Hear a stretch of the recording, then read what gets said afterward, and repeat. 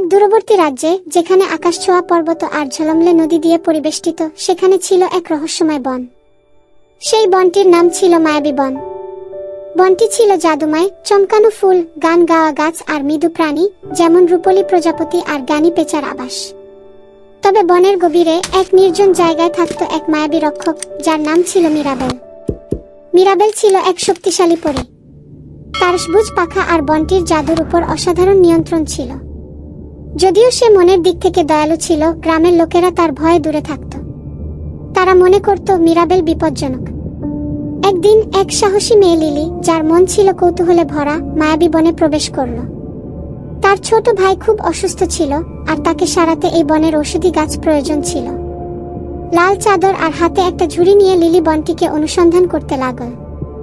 বনের গভীরে গিয়ে সে একটি জাদুকরী জায়গায় পৌঁছাল, যেখানে মিরাবেল বাস করত। হঠাৎ একটি মানব শিশুকে দেখে মিরাবেল তার লতাপাতার আড়াল থেকে বেরিয়ে এলো। কে আমার আশ্রয়ে আসার সাহস করল? তার কণ্ঠস্বর ছিল সঙ্গীতের মতো। লিলি ভয় পেলেও সাহস ধরে বলল, আমি দুঃখিত যে আপনাকে বিরক্ত করেছি। আমার ভাই খুব অসুস্থ, আর কেউ বলেছিল এই বনের গাছ তার জন্য সাহায্য করতে পারে। লিলির সাহস ও আন্তরিকতা দেখে মিরাবেল মুগ্ধ হল। সে বলল, আমি তোমাকে সাহায্য করব, তবে প্রথমে তোমাকে প্রমাণ করতে হবে যে তোমার মন পরিষ্কার। এই বন কেবল তাদেরই সাহায্য করে যাদের উদ্দেশ্য পবিত্র। তারপর মিরাবেল লিলিকে 3টি চ্যালেঞ্জ দিল। প্রথমে তাকে আলো দিয়ে তৈরি একটি সেতু পার হতে হবে। লিলিকে নিজের মনোবল বিশ্বাস করতে হয়েছিল, আর যখন সে প্রথম পদক্ষেপ ফেলল, সেতুটি মজবুতভাবে দাঁড়িয়ে রইল।